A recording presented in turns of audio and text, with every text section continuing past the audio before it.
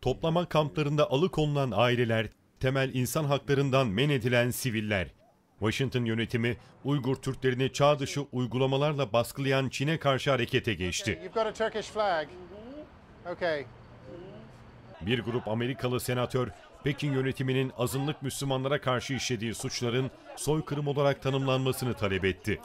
Konuya ilişkin ortak bildiri yayımlayan senatörler, Uygur Türklerinin sistematik olarak suistimal edildiğine dikkat çekti. Çin hükümetinin Sincan'da zorla kısırlaştırma, kürtaj ve diğer uygulamaları sistematik olarak kullanması gerçekten iğrenç. Uygurları ve diğer Müslüman azınlıkları hedef alan bu eylemler soykırımı teşkil ediyor ve haliyle bu tasarıda meslektaşlarımın yanında yer almaktan gurur duyuyorum. Amerika ve diğer tüm ülkeler Sincan'da olup bitenlere dikkati çekmeye devam etmelidir. Çin'in mesleki eğitim merkezi kisvesi altında kurduğu toplama kamplarında 1 milyondan fazla Uygur Türk'ü alıkonuluyor.